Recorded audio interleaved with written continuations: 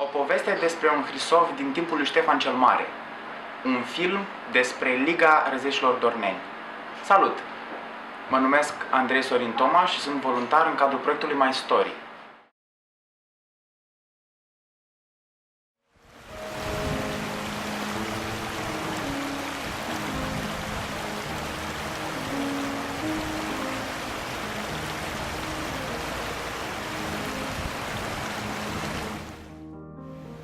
Și s-a format o întreprindere care îi spunea Sovrum Lemn, în care noi, partea bărbătească, 5 ne-am dus, ne-am angajat. Acolo ne dădeau un număr, o marcă, care nu mai aveam numele de familie sau de botez. Eram botezați cu numărul de marcă. Și ne-am declarat toți ca plutași. Duceam plutele pe apă până la Dorna Arenă și le predam la plutașii de Bistrița, că era daune de război. Ca plutași trebuia să avem un jurământ, să nu părăsim locul de muncă numai în caz de spitalizare, și aceea fără dovezi bine dovedite nu ne lua libertatea. Vinea și judica la fața locului aici, la locul de producție, că am sabotat, eram uz câteodată, cred că și în gură. De nu mai aveam porțiuni a corpului să nu fie ude, că era cu la poviță cu cât ce se întâmpla. Și începeam plutăritul în februarie. Spărgeam gheața de pe baraje câte o săptămână și după aia dădeam drumul la plute. Cu atâta grabă se grăbea sovietice să poată scoate materialul lemnos din munții noștri de aici. Asta au fost lână vopsită de mine, în vopsea de ouă, ca să dea o culoare, știți că nu aveam lână, dar la ea am căutat și am vopsit cu lână naturală gri și am făcut covertură. Și am făcut, e la mine, dacă v-aș arăta, un covor de 5 metri. O să că nu avea casă și l-a luat. Și i-am făcut pernii de puf, și i-am făcut fațe de masă, lucrate toate de mână. Ce-o vrut o lua și ce n-o vrut n-o luat. La care biserică din Văratec sunteți ctitor? La... Stați puțin, cum îi zice? La aia mare din incintă, acolo sau... Din incintă, dar unde e la Sfânta îngropată... Micle. A, nu, unde Veronica Micle, aia nu știu care are hramul. Aceea. Aia din centru, cum ar veni, Da. aia e Sfânta Maria. Sfânta Maria, da. Dar aia la altul unde Veronica Micle, nu știu. Acolo, că mă duceam la mormântul ei mereu. Da. Da. Da. Bun, Avea toți copiii făcuți. Așa. Cine le-a făcut astea? Astea Sunt cojocari care sunt au mai sunt acum, Mai sunt? prea puțin cojocari. Prea puțin, așa o să dispară încetul cu încet. Dispar, da.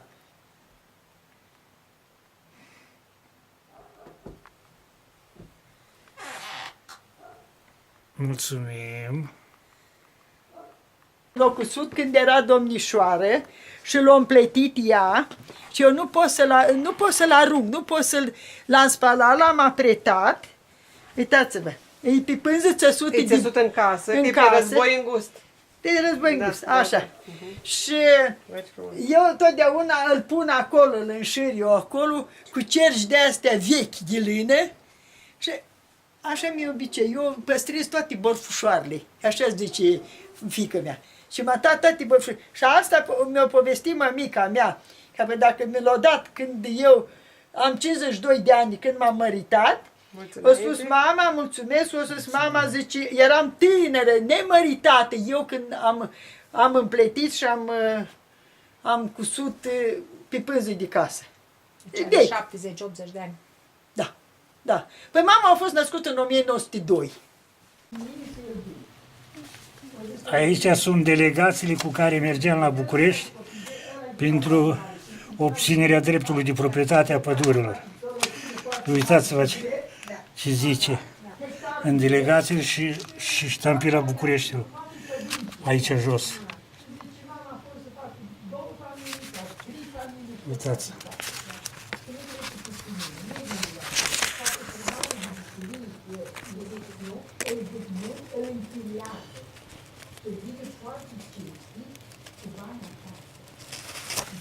Am fost și la Camera Deputaților și la Senat și la domnul Iliescu. Uitați. Confirmare de la București cu prezența, uite, confirmare, uitați, și cu asta de contam. Ăsta este copia după Auricu care îl avem astea 3 comuni. Uitați. Ce reprezintă?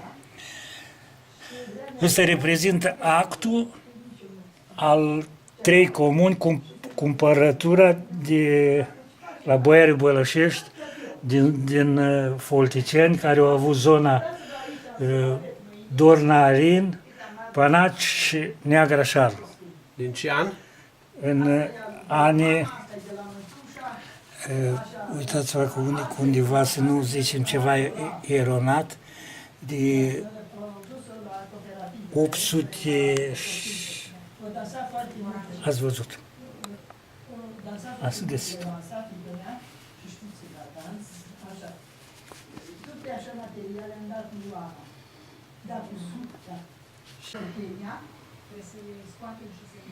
Ce semnătură avem acolo? Alocuza. Pe timpul dreptăților care era Oca Locuza, dublă, uitați-vă semnătura. Alexandru Ion Cuza. Așa e.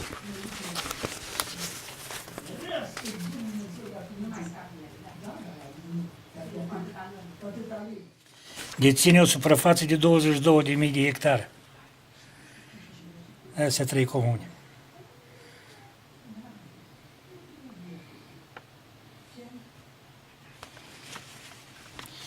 Imașe, livezi și păduri.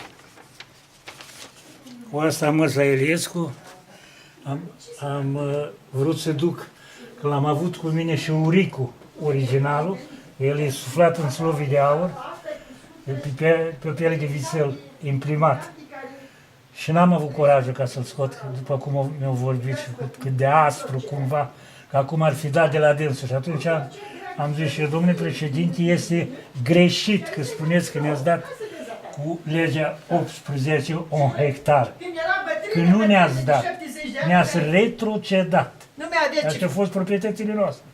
Și cumpărate, zic, cu așa o strădanie de 5 ani, au muncit toate familiile astea, cu femei, cu băieți, cu bărbați, o tăia lemn din pădurile astea și l-au dus la malul apei și l-au dus la șchelă la Vatra Dornei și acolo tăiat în fabrici și au plătit în termen de 5 ani ceia 12.000 de galbini cu care au cumpărat proprietățile.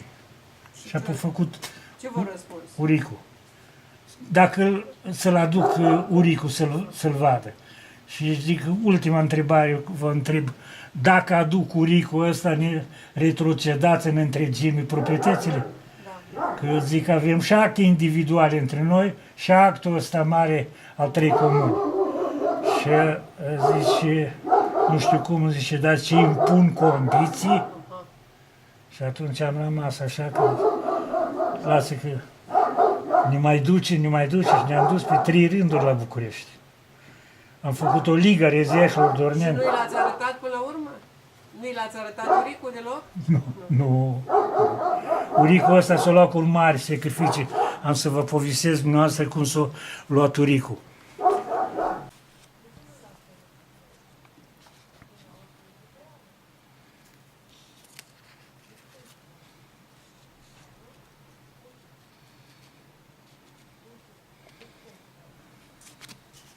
Scotem articole de lege din ziar, cum tot ne-au retrocedat. Și aici sunt memorurile cu care ne duceam, când la Iliescu, când la guvern. Și eram 3-2 au murit și unul am rămas eu. Dar nu am vrut să iau Uricu la mine. Când a murit, că am văzut că dispare, Nu. Zic că ne luptăm și nu-ți dă nimeni nicio atenție. Și atunci, de ce să mai am frica că credea Iliescu, cine știe ce valoare are uricul ăsta și să-l vadă că e suflat în aur. E ștanțat într-o piele de vițel și după ce că este undeva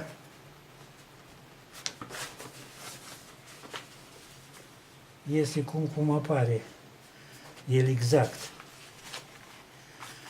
și suflat în aur după aia, da? E așa ca o spoială când dăm noi pe la sobe. Nu e greutate. Uitați-o. Ăsta așa e. I-am dat bani la cei bătrâni, care era în divanul țării. Când au murit ăia din divanul țării, moștenitorul lor au venit cu o armată și au spart toate căsile, toate gospodăriile și au băgat la închisoare pe rezeșii ăștia care s-au opus, că o cumpărat odată și nu au avut scris, nu au avut niciun document. Și l-au întrebat cu ce dovediți. Nu avem, dar dacă nu aveți limba, nu se poate pune la dosar. Cu ce dovediți? Și cu 100 de martori. Și atunci a zis, și aduceți 100 de martori, au fixat data când se prezinte la Folticeni 100 de martori și s-au urcat cu căruți, gospodari din fiecare casă mai dizghețați și s-au dus 100 de martori acolo. Și au mărturit în fața lui Cuja și cum era și atunci și acum mărturie prin jurământ. Și atunci a zis și nu va nici așa, cu toate că ați adus 100 de oameni pe drum, singurul lucru va putem da împrumut de la divanul țării cât face terenurile cele a voastre de acolo și să vă puneți stăpân definitiv. Și atunci au venit și s-au sfătuit toți gospodarii care erau păgubiți și sparte căsile care mai erau în viață și da, îl cumpărăm. Să vedem cât putem împrumuta și pe cât timp. Și i-au împrumutat pe 5 ani de zile cu 22.000 de galbeni elvețieni și să le dea în 5 ani de zile înapoi. Să taie păduri, să ducă să exploteze firul apii până la Dornarinu. Acolo au făcut evrei fabrici în șchelile acelea și acolo au băgat lemnul ăsta că nu l-au dus cu pluta, că nu era știința să meargă cu pluta și cablurile astea să leagă și atunci l-au dus cu plutărie sălbatică, cu butuci pe apă așa. Unde se închidea, unde se deschidea, tiraza hărțile astea. Și au dus cu femei, cu bărbați, cu toți, de-au tăiat în pădure, de-au lucrat într-un an de zile și în 5 ani de zile să plătească bani înapoi. Și au făcut documentul ăsta în timpul lui Sturza, pe piele de vițel, s-au dus la Viena, o ștanțat-o, de bătut-o la mașină, după aia au suflat-o în aur. Și au semnat-o domnitorul țării și aveam documentul ăsta.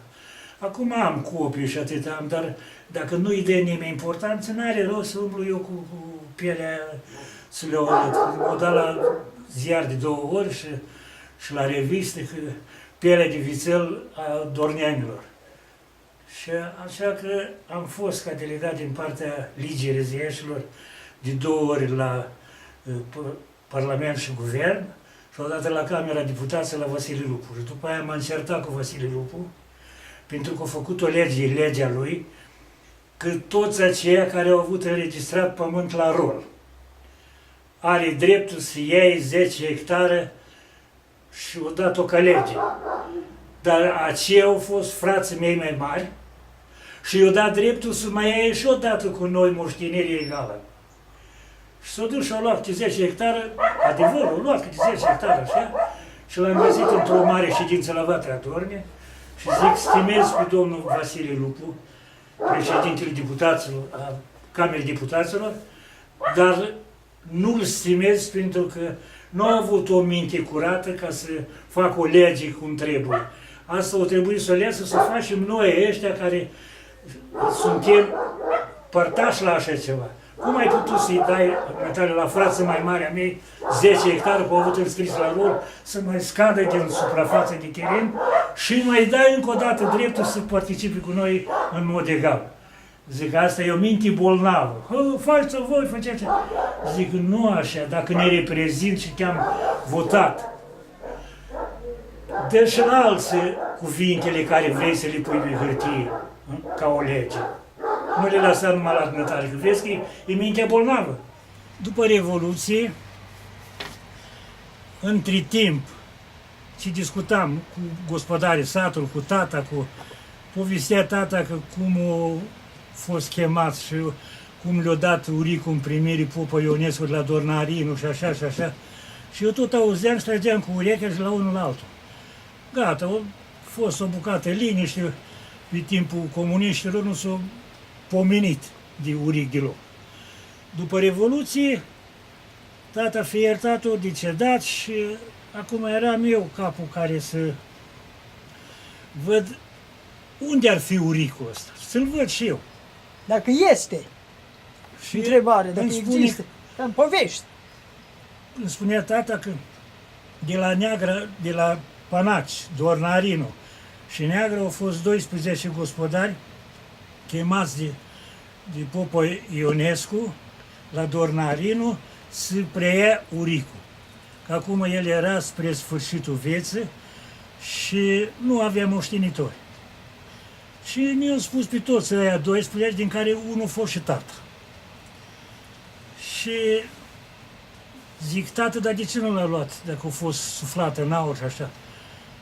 Cu eu căzut soarta la sorți, acela l-a luat uricul și nu știm unul de altul că ce l-a luat. Bine, și cum s-a întâmplat? Într-una din zile am fost chemați 12 gospodari de aici, la Popa Ionescu, să preluăm uricul. Dar de ce v-ați dus 12? Zice, de ce? Ne-au așezat la o masă, ne-au pus o caraboabă de aur pe masă, zice, luați caraboaba de aur unul dintre voi și jucați banul. Nașe ție, nașe ție, nașe ție, la ceea 12. Nu chiar Și Popa o dat. Popa a pus în caraboba. sfârșit n-am fost eu acolo. Popa. Și la unul i-a lăsat caraboba de aur. Și zice, retrageați-vă mâinile înspre buzunare sau spre curele și băgați caraboaba acolo și să nu mai știe nimeni la care, în termen de o lună de zile, veniți la mine să vă dau uricul aceea care Așa la care are a caraboba. dus și caraboba. Bun. Da. Au plecat toți de acolo, mă rog, și au venit fiecare la căsile lor. În termenul de o lună de zile s-au dus, dar nu știu nimeni când se duce și când, că nu i-au dat termen, când și nici ziua fixată. Și s-au dus și au luat păstrarea. Ăsta a fost unul Iona Anes din Panaș, dar ăștia cam bănuia, că așa nu spunea nimic la ședințele astea, că unde e uricul și care e. A venit regimul comunist. O cătat uricul ceala, deși sub dușemele și peste tot, și la tata a făcut 11 percheziții, că a fost trecut și el în procesul verbal. Și pentru arme. Da, și-i căta și una și alta. Păi căta atâta, un cartuș de găsea și era arestat și băgat la necazuri. Și așa că nu a putut afla de uricul ăsta nicăieri. Nimeni. Ăla care l-a avut, l-a băgat într-un tub de tablă cu capac și nu și-a dat seama că ruginește interiorul lui. Că dacă îl băga în sticlă, era sfânt, așa găsea și când îi trebuia. Când să-l cate, după Revoluție, acum, când au văzut că îl cătăm, l-a scos. Dar nu a Și spus la când au văzut nimeni. cât e de urât, negrit, Era nu se mai dungat. cunoștea nimic, l-a dat la profesorul Naum și l-a dus la București și l-a... Restaurat. așa.